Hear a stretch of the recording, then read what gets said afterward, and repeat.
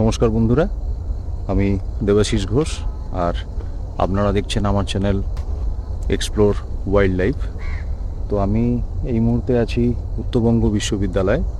আমি যে তিনটে ক্যামেরা ইউজ করেছি এই গত 3-4 বছরের মধ্যে, আমার প্রথম ক্যামেরা ছিল সোনি A6400, তারপর 6600, আর এখন আমি যেটা ইউজ করছি 6700। এই তিনটে ক্যামেরার মধ্যে একটা কম্প্যারিজন আপনারা দেখবেন, সঙ্গে থাকুন।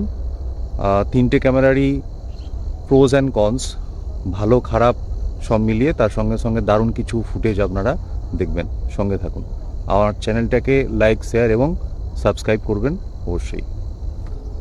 আমি এখন যে ক্যামেরাটা ব্যবহার করছি সেটা সোনি A6700, তার সঙ্গে সোনির 200-600 যে লেন্সটা রয়েছে ফুল ফ্রেম লেন্স, সেটা ইউজ করছি। যদিও আমার ক্যামেরাটা ক্রপ বডি, কিন্তু আমার লেন্সটা ফুল ফ্রেম। এবার ক্রপ বডিতে লেন্সটা ফুল ফ্রেম থাকার কারণে এটা রিচটা আরও বেড়ে যায়।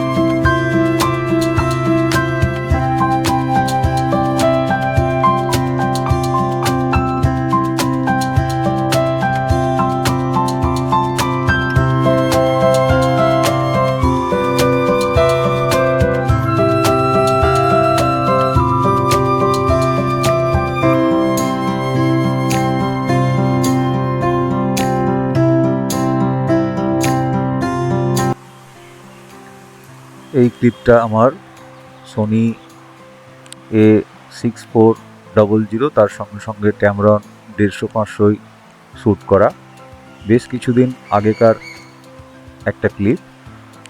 এটা পন্ড হেরন, যেটা আমি লিখেছি দেখছেন, ব্রিডিং প্লামেজ। এটা নর্থ বেঙ্গল ইউনিভার্সিটিতেই শ্যুট করা। এটা হিমালয়ান কাক্কু।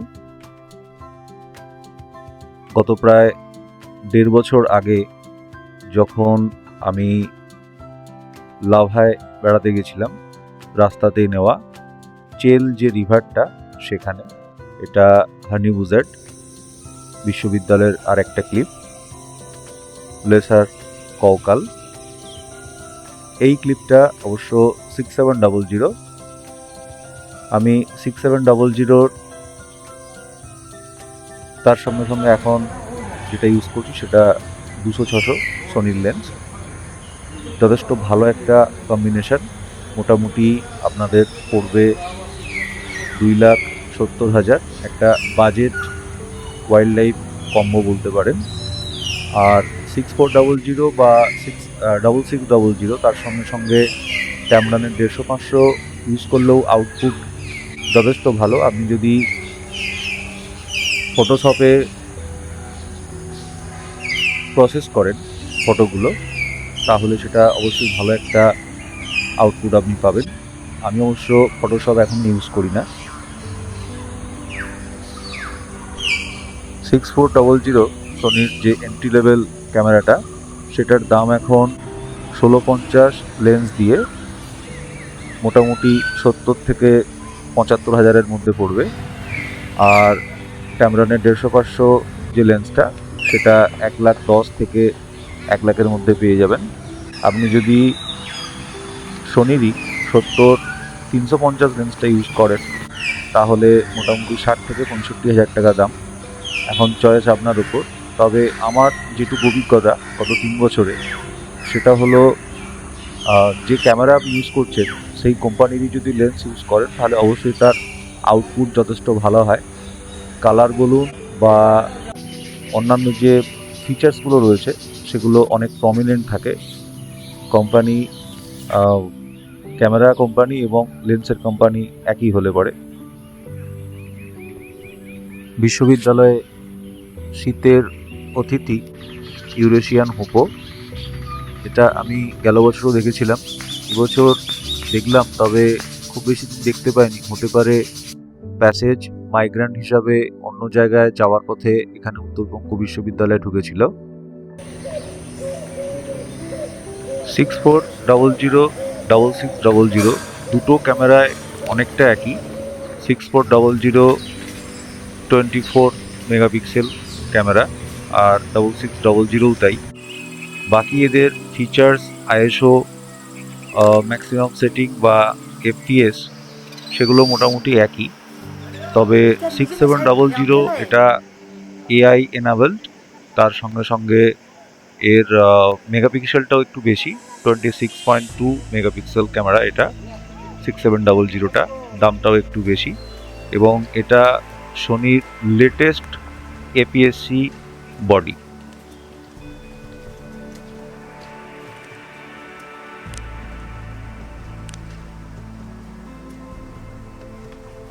সোনির অটোফোকাস সিস্টেম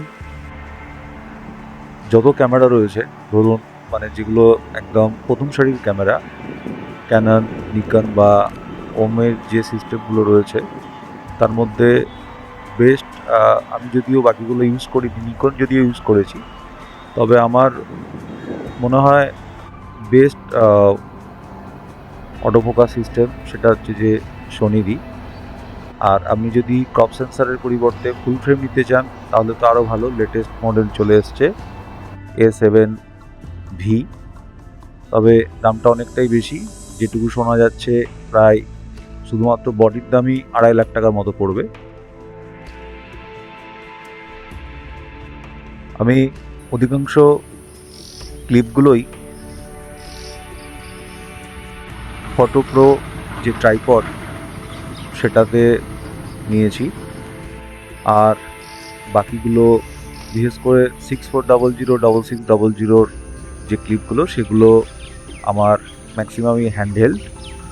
তো আপনি যদি ওয়াইল্ড লাইফ করেন বা অন্যান্য ভিডিওগ্রাফির সঙ্গে যুক্ত থাকেন, সেখানে ট্রাইপডটা একটা খুব ইম্পর্টেন্ট রোল প্লে করে।